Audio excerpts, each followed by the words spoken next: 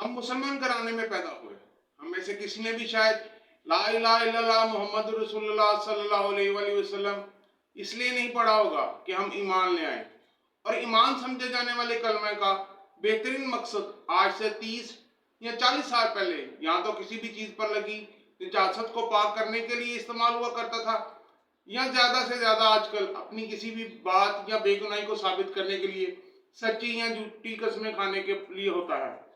یا پھر کبھی کبھار مذہبی معاملات میں اس کو پڑھنے کی رسم ادا کر دی جاتی ہے، جبکہ ہم یہ جانتے ہی نہیں کہ لا الہ الا اللہ محمد رسول اللہ صلی اللہ علیہ وآلہ وسلم کہنا صرف ایک رسم نہیں بلکہ ایک محکم سوچ، نظریے کا اظہار اور ارادہ ہوتا ہے. یہ سوچ اور ارادہ کیا ہے جانیں گے آج کی ویڈیو میں. السلام علیکم، استخارہ چینل کے ساتھ میں ہوں طاہر عظیم. ناظرین، کیا آپ نے کبھی اس بات پر غور کیا ہے کہ جس کام کو آپ کر رہے ہیں اس عمل کو انجام دینے سے پہلے جن 2 مراحل کو طے کرنا پڑتا ہے ان میں سے سب سے پہلا مرحلہ آپ کی سوچ یا عقل و فکر طے کرتی ہے، جس میں دماغ اس کام سے متعلق ایک خاکہ یا ایک سکیچ تیار کرتا ہے. دوسرا مرحلہ عقل و فکر سے تیار کیا جانے والا یہ خاکہ قلب کی باہمی معاونت کے ساتھ ایک دلکش یا ایک بھیانک انجام کی شکل اختیار کرتا ہے. اسی طرح تاریخ انسانیت میں زندگی بسر کرنے کے لیے کسی نے اقتدار حاصل کر لیا، کسی نے طاقت اور کسی نے مال و دولت جمع کر لیا. ایک قوم نے دوسری قوم پر حملہ کر دیا اور جو مقابلہ نہ کر سکی وہ تباہ ہو گئی. لیکن اس جمع حاصل کے ان گنت تجربات کے بعد اس نتیجے پر پہنچا گیا کہ ماضی میں انسان جو کچھ کرتا چلا آ رہا ہے یہ سب نتیجہ ہوتا ہے کسی دوسری شے کا، جو ان عوامل کی اصل اساس اور بنیاد ہوتی ہے، جسے نظریہ کہا جاتا ہے. اسی نظریہ زندگی کی بنیاد پر یہ ساری عمارت کھڑی ہوتی ہے. دین اسلام میں اسی نظریہ یا تصور کو کلمہ کہتے ہیں. لا الہ الا اللہ محمد رسول اللہ صلی اللہ علیہ وآلہ وسلم، جس کے معنی کیے جاتے ہیں کہ ہم ایک خدا ہی کو مانتے ہیں، اسی کی عبادت کرتے ہیں، اور محمد صلی اللہ علیہ وآلہ وسلم اللہ کے آخری رسول ہیں. اس کلمہ کے 3 جز ہیں. پہلا جز خدا ایک ہے، دوسرا جز صرف اسی کی عبادت کرتے ہیں، تیسرا جز محمد صلی اللہ علیہ وآلہ وسلم اللہ کے رسول ہیں. جہاں تک پہلا اور تیسرا جز ہے اس کا تعلق کسی بھی انسان کے قلب اور سوچ سے ہے، جس کو جانچنے کا پیمانہ کسی بھی انسان کے پاس نہیں ہے. دوسرا اہم ترین جز جس میں الہ کے معنی عبادت کے کیے گئے ہیں،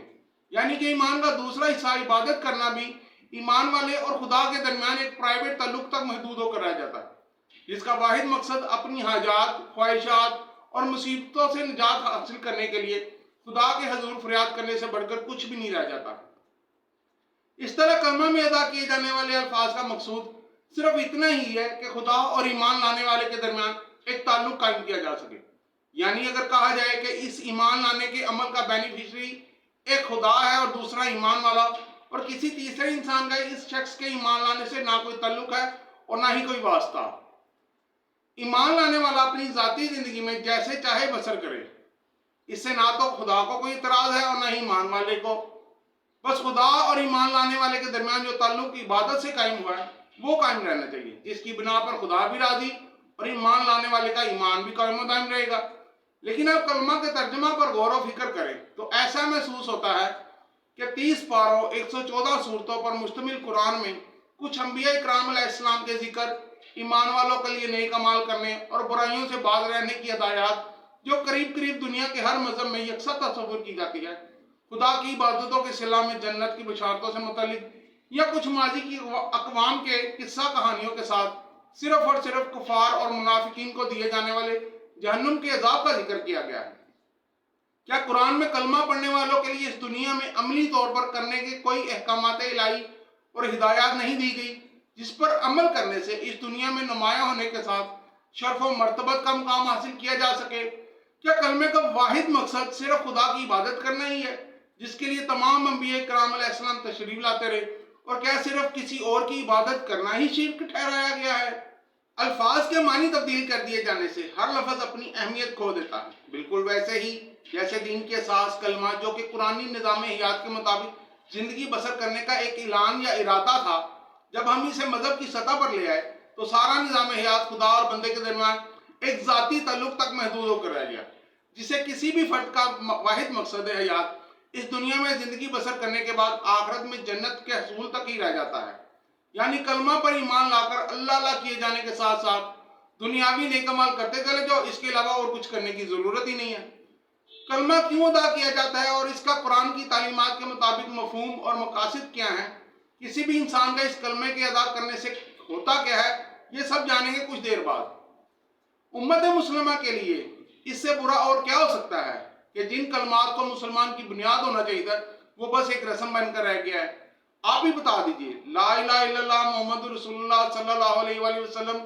ادا کیے جانے پر کوئی تصور یا کوئی جذبہ محرکہ پیدا ہوتا ہے یا بس کلمہ پڑھا اور بات ختم؟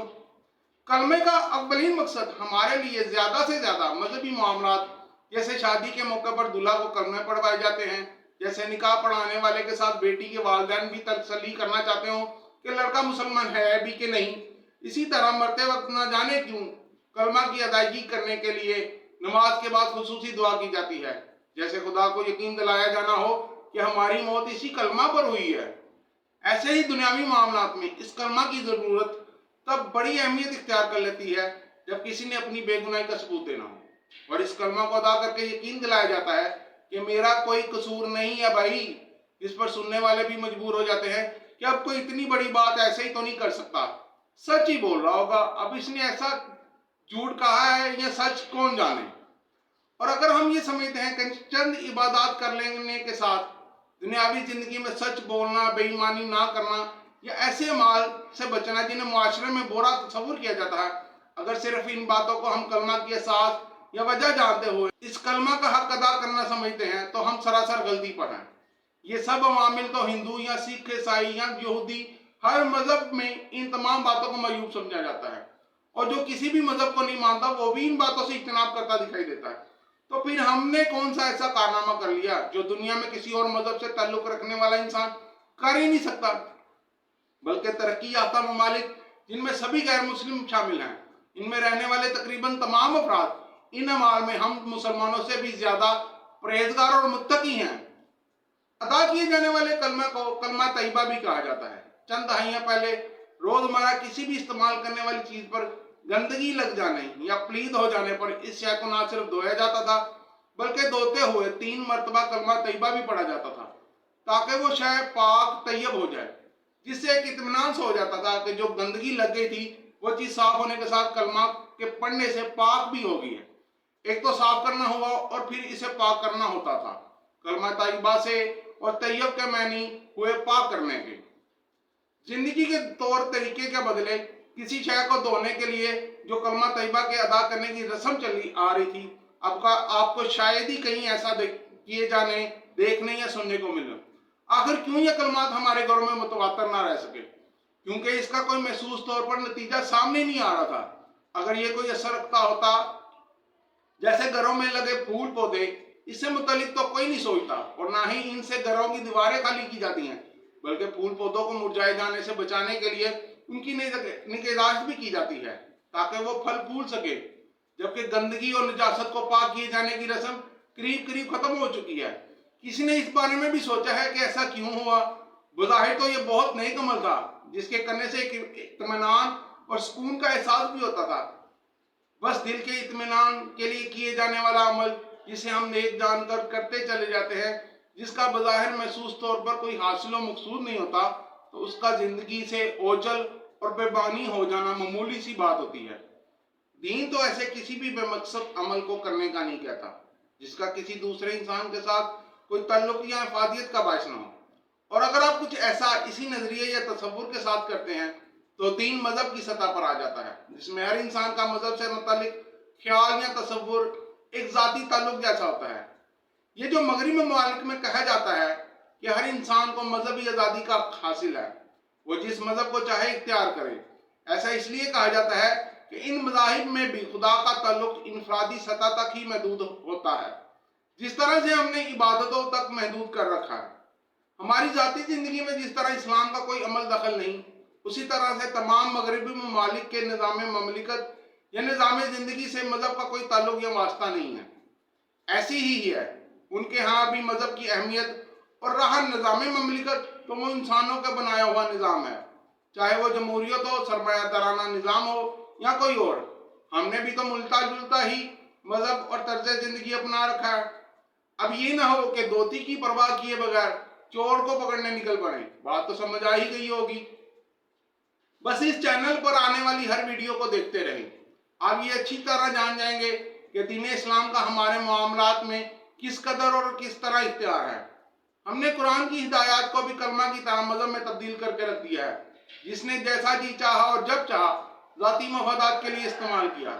ہمارے روزمرہ کے مسائل میں سے کوئی مسئلہ ایسا نہیں ہوگا جس کا مذہبی پیشوائیت نے آیات قرآنی اور مختلف روایتوں کی مدد سے وظائف اور مختلف اعمال و اذکار کے ذریعے سے حل نہ نکال رکھا ہو. مسئلہ چاہے آپ کا نوکری کا ہو یا کاروبار کا، میاں بیوی کا جھگڑا ہو یا ساس بہو کا، بے اولادی کا مسئلہ ہو یا نرین اولاد کا، محبوب سے شادی کرنی ہو یا محبوب قابو میں کرنا، غرض ہر مسئلے کے لیے لا تعداد اور اس قدر ان گنت وظائف کہ آپ سوچ میں پڑ جائیں گے کہ کس وظیفہ کو کریں اور کس کو چھوڑ دیں. یہ تمام وظائف اور عملیات آپ کو بآسانی ہر مسجد کے امام یا کسی بھی دیندار سمجھے جانے والی شخصیت سے مل جائیں گے. اور اگر آپ کہیں نہیں جانا چاہ رہے تو ڈیمانڈ اینڈ سپلائی کی وجہ سے ڈیجیٹل اور سوشل میڈیا تو ہے ہی.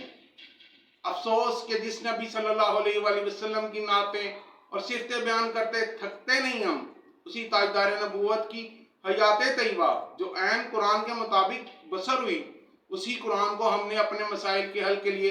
جاڑ پھونک اور روحانی علاج کا ذریعہ جان کر اپنا شعار بنا لیا ہے. وہی ضابطۂ قوانین جسے رب العالمین نے نوع انسانی کو بلند ترین مقام پر فائز ہونے کے لیے رہنمائی اور ہدایت کے طور پر نازل کیا تھا. کلمہ کی اہمیت کو سمجھے بغیر صرف قلب کے اطمینان کی خاطر یا خود کو مسلمان تصور کرنے کے لیے لا الہ الا اللہ محمد رسول اللہ صلی اللہ علیہ وآلہ وسلم ادا کرنے تک ہی رہے تو ایسا کچھ عرصہ کے لیے تو شاید اطمینان کا باعث ہو سکے، لیکن گزرتے وقت کے ساتھ ساتھ یہ اطمینان غیر محسوس طریقے سے چھین چکا ہوگا. ہمارے لیے یہ جاننا انتہائی لازم ہے کہ آخر یہ کلمہ ہم کیوں ادا کرتے ہیں اور اس کے مقاصد کیا ہیں. کیا یہ صرف الفاظ ہی ہیں جنہیں مذہب سمجھ کر رسماً ادا کرنا کافی ہوگا، یا ایک نظریہ ہے جس کی بنیاد پر کسی بھی انسان کا حال اور مستقبل پوشیدہ ہے؟ جس کلمہ طیبہ کے معنی ہم پاک کرنے کے لیتے ہیں، قرآن میں طیب کے تو معنی ہی اس بیج کے ہوتے ہیں جو پھل دے، اور خبیث اس بیج کو کہتے ہیں جو پھلدار نہ ہو. دونوں بیج ہی ہوتے ہیں، لیکن ان میں تفریق کیسی ہوتی ہے اس بارے میں آئیے جانتے ہیں کہ کلمہ طیبہ یا کلمہ خبیثہ کے بارے میں قرآن کیا کہتا ہے. قرآن کی سورہ نمبر 14 سورہ ابراہیم کی آیت نمبر 24 میں ارشاد ہوتا ہے الم تر کیف ضرب اللہ مثلا کلمات طیبات کشجرۃ طیبات اصلها ثابت وفرعها فی السماء. کیا تم نے دیکھا اللہ نے کیا مثال بیان فرمائی پاکیزہ بات کی، جیسے پاکیزہ درخت جس کی جڑ قائم اور شاخیں آسمان میں، جس کی تفسیر میں بیان ہے یعنی کلمہ توحید کی. ایسے ہی کلمہ ایمان ہے کہ اس کی جڑ قلب مومن کی زمین میں ثابت اور مضبوط ہوتی ہے، اور اس کی شاخیں یعنی عمل آسمان میں پہنچتے ہیں، اور اس کے ثمرات برکت و ثواب ہر وقت حاصل ہوتے رہتے ہیں. اس تفسیر میں حدیث شریف کا بھی حوالہ دیا گیا ہے جس کا آپ حضرات مطالعہ کر کے غور و فکر کرنا چاہیں تو کر سکتے ہیں. ترجمہ اعلیٰ حضرت امام احمد رضا خان بریلوی رحمۃ اللہ علیہ اور تفسیر حضرت صدر الافضل سید محمد نعیم الدین مراد آبادی رحمۃ اللہ علیہ کی تحریر یا نقل کردہ ہے. قرآن کریم میں دو طبقات کا ذکر کیا گیا ہے، ایک اہل جہنم اور دوسرا اہل جنت. جہاں بھی قرآن میں جنت کا ذکر آیا ہے تو ہم مسلمانوں کے ذہنوں میں صرف آخرت ہی کا تصور آتا ہے، حالانکہ ایسا درست نہیں ہے. جیسے اگر کوئی نہر آغاز ہی میں پانی نہ ہونے کی وجہ سے آپ کو سوکھی دکھائی دے رہی ہے، اس کے بارے میں آپ کیسے یقین کر سکتے ہیں کہ اس نہر میں تھوڑی دور جا کر پانی بہتا ہوا نظر آ سکے گا؟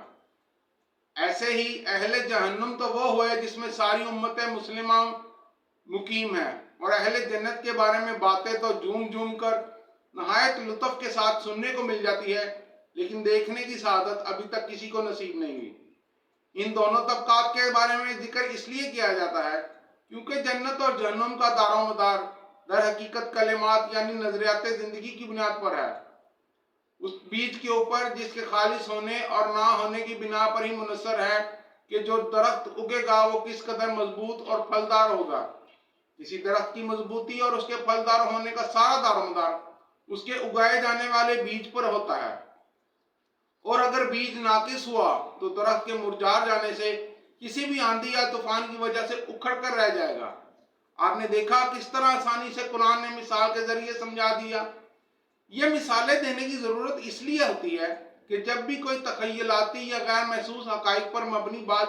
سمجھانی ہو تو محسوس کی جانے والی مثال سے ہی بات سمجھائی جا سکتی ہے، تاکہ اس پر غور و فکر کیا جا سکے۔ یعنی کوئی درخت اگ ہی نہیں سکتا جب تک اس درخت کی جڑیں زمین کے اندر مضبوطی سے قائم نہ ہو، اور کوئی درخت اس وقت تک پھل ہی نہیں دے سکتا جب تک اس کی شاخیں آسمان کو نہ چھو رہی ہوں۔ اس میں سب سے پہلا ضروری حکم کہہ لیں یا امر کرۂ ارضی کا اصول اور اس میں نظریے کی جڑوں کی بنیادوں کا مضبوط ہونا، اور دوسرا امر آسمانی رہنمائی کی روشنی اور قوانین کے مطابق شجر حیات کی دیکھ بھال کرتے جانا، تاکہ ہر موسم میں سدا بہار اس کے ثمرات سے فائدہ حاصل کرتے رہنا ممکن ہو سکے۔ اگر ان میں سے کسی ایک امر میں بھی کمی واقع ہوئی، نہ تو کلمہ کام آئے گا اور نہ ہی آسمانی روشنی سمجھ یاب ہو پائے گی۔ ایسا ہونے پر دین مذہب کی شکل اختیار کر لیتا ہے، اور کلمات اور نظریے کا مصرف صرف پلیدگی سے پاکی حاصل کرنا یا بے گناہی ثابت کرنے جیسے ذاتی اعمال تک ہی محدود رہ جاتا ہے۔ ہم نے اس ملک کی صورت میں تمکن فی الارض تو حاصل کر لیا، لیکن ہم اس میں وہ بیج نہیں بو پا رہے جس سے درخت اتنی مضبوطی سے کھڑا رہ سکے جسے کوئی بھی آنے والا طوفان یا تیز جکڑ زمین سے نہ اکھاڑ سکے، اور وہی خداوندی کی رہنمائی میں اس کی شاخوں کو آسمانوں تک پہنچا کر اس شجر طیبہ سے ہمیشہ کے لیے پھل حاصل کرتے رہے۔ اسی سدا بہار سمر سے متعلق قرآن کی سورہ نمبر 13 سورہ رات کی آیت نمبر 35 میں ارشاد باری تعالیٰ ہے، مثل الجنت التی وعد المتقون تجری من تحتہا الانہار اکلها دائم وظلها تلک عقبی الذین اتقوا وعقبی الکافرین النار۔ ترجمہ احوال اس جنت کا کہ ڈر والوں کے لیے جس کا وعدہ ہے، اس کے نیچے نہریں بہتی ہیں، اس کے میوے ہمیشہ اور اس کا سایہ ڈر والوں کا، تو یہ انجام ہے، اور کافروں کا انجام آگ۔ تفسیر بیان کی گئی ہے، یعنی میوے اور اس کا سایہ دائمی ہے، ان میں سے کوئی منقطع اور زائل ہونے والا نہیں۔ جنت کا حال عجیب ہے، اس میں نہ سورج ہے نہ چاند نہ تاریکی، باوجود اس کے غیر منقطع سایہ دائمی ہے، یعنی تقویٰ والوں کے لیے جنت ہے۔ ہمارے تصورات اور عقائد نے رب کریم کو حقیقی معنوں میں بڑا جابر بنا رکھا ہے، یعنی جو اس دین کے احکامات کو اپنے لیے بہتر جانتے ہوئے اپنی زندگیوں کو ان قوانین کے مطابق بسر کرتے ہیں، اور اگر ذرا سے بھی راہ سے بھٹک جانے والے خیالات کا احساس پاتے ہیں تو فوراً ہی ذہن میں آنے والے خیالات کو جھٹک کر صراط مستقیم پر اپنی نگاہیں مذکور کر لیتے ہیں۔ صرف یہی نہیں، ہر مشکل اور آزمائش میں ان قوانین خداوندی کا دامن کبھی ہاتھ سے نہیں چھوڑتے۔ انہی متقین کے لیے اس دنیا میں بھی جنت جیسی حیات جو مستقل اور ہمیشہ قائم رہنے والی ہے، جس میں رب کی نعمتوں کا حصول سدا بہار میسر ہوگا۔ قوانین خداوندی کے مطابق زندگی گزارنے والے ایمان والوں کی زندگی کا ایسا انجام ہوتا ہے۔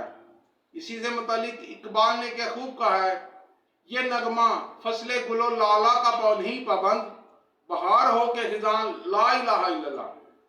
ان قوانین سے روگردانی کرنے والوں کا نتیجہ رزق کی تنگی، مصیبتیں، آفات و بلیات ان کا انجام ہوگی۔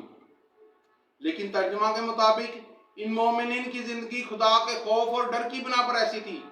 لیکن بیچارے اتنے ڈرے ہوئے تھے کہ اپنے لیے کوئی دوسری جائے پناہ نہ جانتے ہوئے مجبوراً انہیں یہی کرنا پڑا، نہ کہ ان کے قلب کے محکم یقین اور پختہ ارادے کے ساتھ سر تسلیم کرنے کی بدولت ایسا تھا۔ استغفر اللہ، یعنی افسوس کے علاوہ کیا ہی کیا جا سکتا ہے کہ صراط مستقیم کو منوان تسلیم کرنے والوں کو بھی خدا سے ڈرا ہوا ظاہر کیا جاتا ہے، جبکہ رب بے نیاز کو اس بات سے ذرا بر بھی فرق نہیں پڑتا کہ کون اس کی فرما برداری کر رہا ہے اور کون نہیں۔ ہر کسی کو اپنے کیے کا ملنا ہے، چاہے وہ اچھا ہو یا برا۔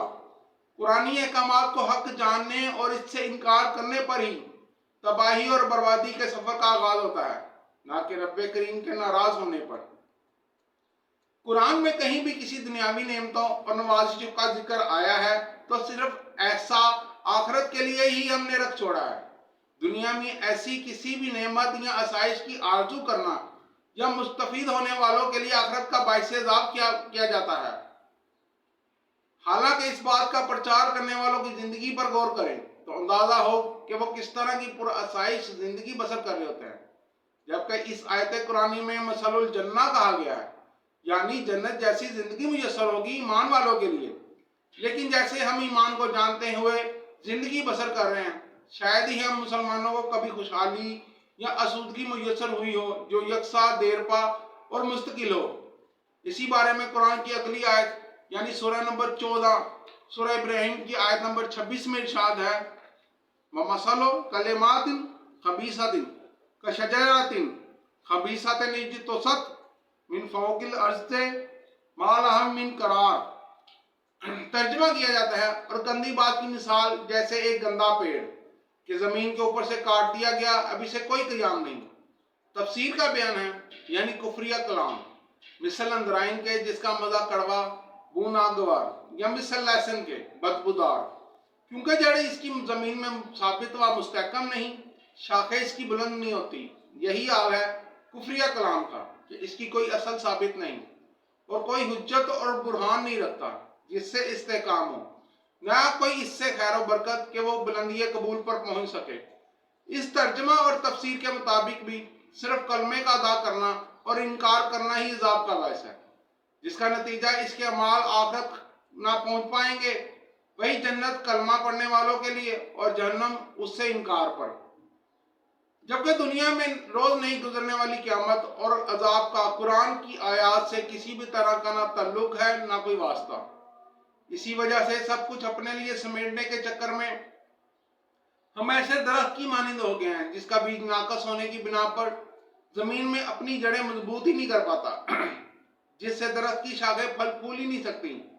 پھلے پھولے کیسے؟ بہار تو اس درخت پر لمحہ بڑھ کے لیے آتی ہے، تو ہر کوئی اب پوری کی پوری شاخ کو پھولوں سمیت توڑ کر یہ جا وہ جا، جس سے حالات میں خرابی اور مشکلات آنے پر یہ تیز ہوا کے جکر سے ہی چند لمحوں میں درخت اپنی بنیادوں پر کھڑا لڑکھڑانے لگ پڑتا ہے۔ لیکن جس کا بیج اصل ثابت ہوتا ہے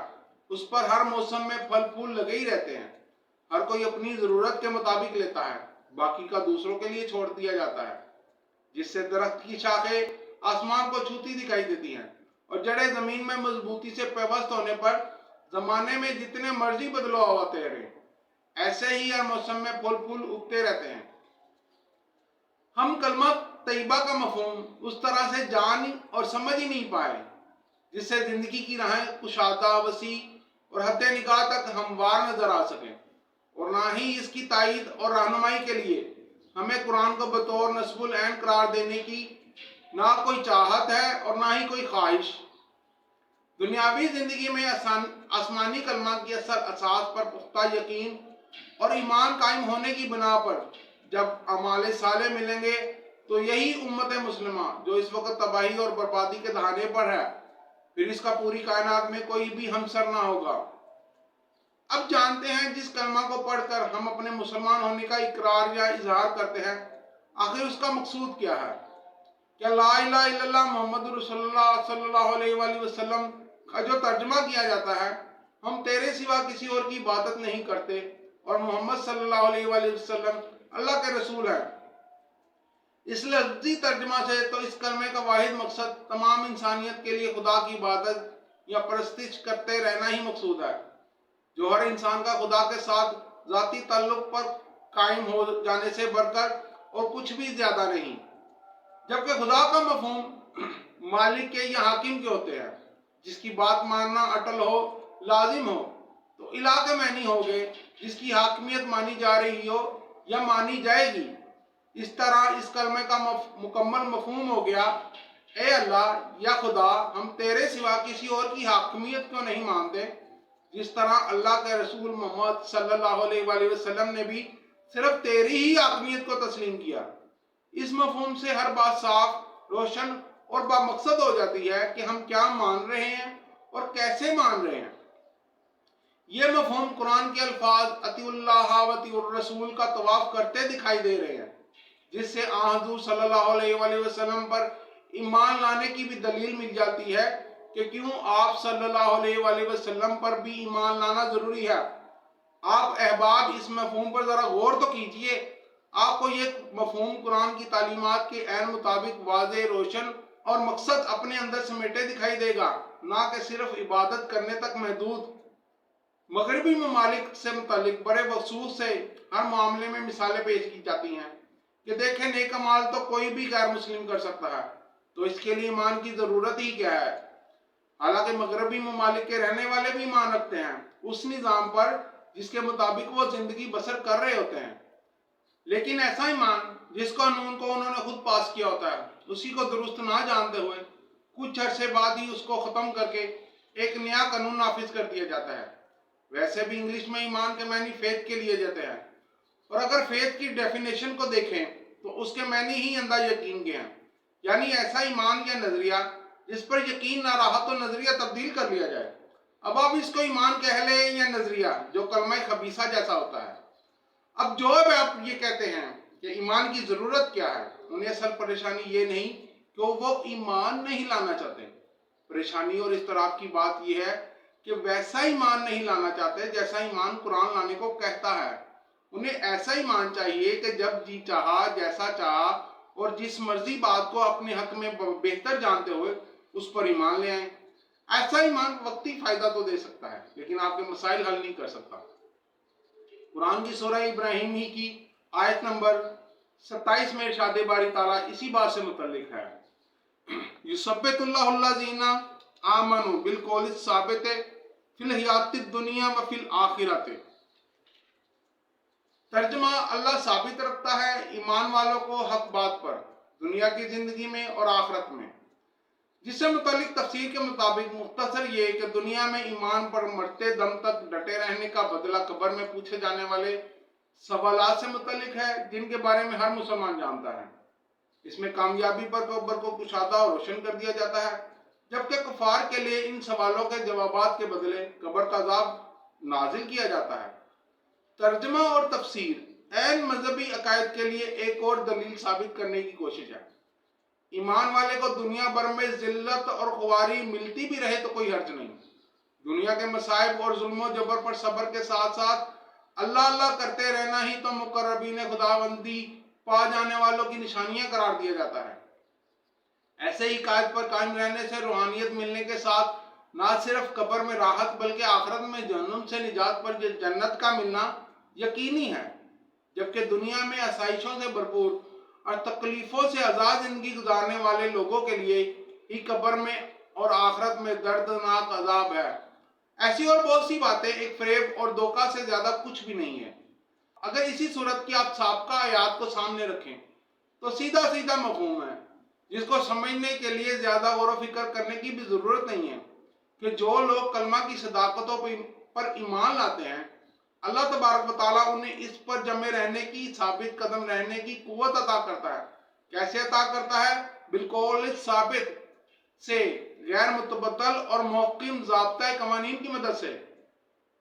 انہی محکم نظریہ حیات کی پابندی کرتے ہوئے قیامت تک زندگی ایک ٹھہراؤ کے ساتھ رواں دواں چلتی چلی جائے گی، اور اگر کبھی زندگی میں غیر متزلزل اور غیر یقینی صورتحال کا سامنا کرنا پڑا بھی تو قدم جمے رہیں گے، لڑکھڑائیں گے نہیں۔ اس دنیا میں ان احکامات کی پابندی کرنے سے جو ٹھہراؤ اور آسودگی آئے گی اس کا تسلسل ہی آخر میں بھی میسر ہو سکے گا۔ انہی غیر محکم اور قول ثابت کو نہ اپنانے کی وجہ سے اگر آپ دیکھیں تو موجودہ دور میں نہ صرف امت مسلمہ بلکہ ہمارا ملک بھی آئے دن کسی نہ کسی مصیبت میں گرفتار دکھائی دیتا ہے۔ ہر تدبیر، ہر راستہ اپنا کر دیکھ لیا، مسائل ہے کہ حل نہ ہونے کی بجائے ان میں اضافہ ہی ہوتا چلا جا رہا ہے۔ ہم اپنی مجبوریوں اور ضرورتوں کے مطابق اپنے تعلق بدستور بدلتے رہتے ہیں۔ آئے دن ہمارے راستے اور منزلیں بدلتی رہتی ہیں۔ جو کوئی بھی آتا ہے ہمیں نیا سبق پڑھانا شروع کر دیتا ہے، اور ہم مصیبت کے مارے اسی کو مسیحا جان کر اس کے پیچھے پیچھے چل پڑتے ہیں۔ ہم جو آزادی سے لے کر اب تک کہتے چلے آ رہے ہیں پاکستان کا مطلب کیا، لا الہ الا اللہ، یہ بالکل ویسے ہی بن کر رہ گیا ہے جیسے ہم اپنے نظریہ یعنی کلمہ طیبہ کے ساتھ کرتے چلے آ رہے ہیں۔ کسی کے پاکستان سے محبت یا کلمہ پر ایمان کا شک یا اعتراض کسی کو بھی نہیں کرنا چاہیے اور نہ ہی کیا جا سکتا ہے، لیکن کیا فقط محبتوں کے جذبات یا ایمان کا اظہار کرنے سے صرف کبھی کچھ ہو سکا ہے اب تک جو اب ہو جائے گا؟ ہم جانتے تو ہیں کہ اس ملک کی بنیاد دو قومی نظریہ پر رکھی گئی تھی، لیکن اس دو قومی نظریے کا مطلب کیا تھا یہ شاید ہمارے ذہنوں سے محو ہو گیا، یہ ہم جانتے ہی نہیں ہیں۔ جہاں تک بات ہے دو قومی نظریے کی، وہ تو الفاظ سے واضح ہے کہ دو قومیں، لیکن کوئی کسی سے پوچھے تو صحیح اس ملک میں وہ دوسری قوم ہے کون سی؟ میرے خیال سے کوئی مشکل بات تو میں نہیں کر رہا، سیدھی سی بات ہے، وہ کون سی دوسری قوم ہے جو دین اسلام کے ضابطۂ قوانین کے مطابق عمل کر رہی ہے؟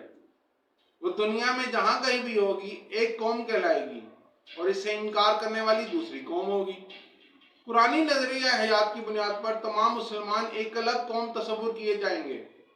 لیکن مجھے تو ایسی کوئی قوم نہ اس ملک میں دکھائی دے رہی ہے نہ اس پوری دنیا میں۔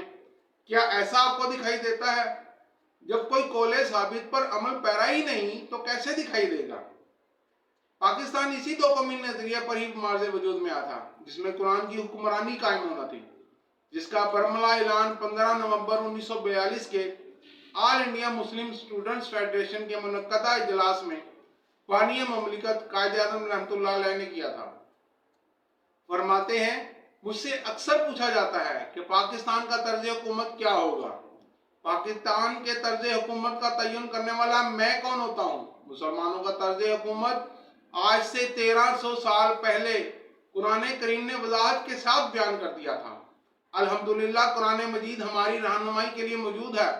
اور قیامت تک موجود رہے گا۔ قربان کیوں نہ جایا جائے ایسے قائد پر جس نے کسی ڈر اور خوف کی پرواہ کیے بغیر محکم یقین کے ساتھ فقط قرآن ہی کو پاکستان کے ضابطہ حیات قرار دیے جانے کا واشگاف الفاظ میں اظہار کیا، اور آج کے دانشور جس سے متعلق قائد اعظم پر اعتراضات اٹھاتے نظر آتے ہیں۔ ہم نے مملکت کا نظام قرآن کے مطابق کیا قائم کرنا؟ ہمارا تو اپنا ایمان بھی چند کلمات کی ادائیگی تک ہی محدود ہو کر رہ گیا ہے، اور اگر کوئی اسلامی قانون نافذ ہے تو وہ بھی ہر فرد پر اس کے قائد اور فقہ کے مطابق اس کی ذاتی زندگی تک ہی محدود ہے، جسے پرسنل لاز کہا جاتا ہے، اور جو پبلک لاز تمام لوگوں پر نافذ ہیں ان کا اسلام سے کوئی واسطہ ہی نہیں ہے۔ ان قوانین سے متعلق اقتدار میں بیٹھے منتخب افراد فیصلہ کرتے ہیں کہ کون سا قانون لاگو ہونا چاہیے اور کون سا نہیں۔ اس کے باوجود بھی ہم کہتے ہیں کہ پاکستان کا مطلب کیا؟ اگر تو یہ زمین کا ٹکڑا صرف عبادتوں کے لیے حاصل کیا گیا ہے تو اس کی ضرورت نہیں تھی۔ پوری دنیا میں کم و بیش ہر خطے پر ہر انسان کو اس کے عقیدہ کے مطابق عبادت کرنے کا حق حاصل ہے، لیکن اگر اس حاکم کی حاکمیت قائم کرنے کے لیے حاصل کیا گیا ہے جس پر ہمارا ایمان ہے، تو پھر سوچئے کہ کیا ہم اپنی زندگیوں یا اس ملک میں اس کے احکامات کو نافذ العمل کر سکے ہیں؟ یقیناً نہیں کیا۔ اگر کر لیا ہوتا تو ہماری زندگیوں کے شجر اس طرح سے پتجھڑ کا منظر پیش نہ کر رہے ہوتے۔ اگر ہم موجودہ وقت کے لیے کچھ حاصل نہیں کر پائے تو کم از کم آنے والے مستقبل کے لیے ابھی سے اسلامی نظریہ حیات کو اپنا کر آنے والی نسلوں کے لیے خودداری، خوشحالی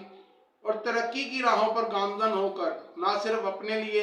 بلکہ پوری انسانیت کی فلاح کے لیے رب تعالیٰ کی نصرت اور مدد کے حقدار قرار پا سکتے ہیں۔ رب ذوالجلال سے دعا ہے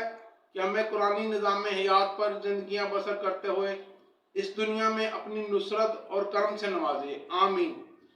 اسی کے ساتھ نئے آنے والی ویڈیو تک اجازت دیجیے، اپنی دعا میں ضرور یاد رکھیے گا۔ فی امان اللہ۔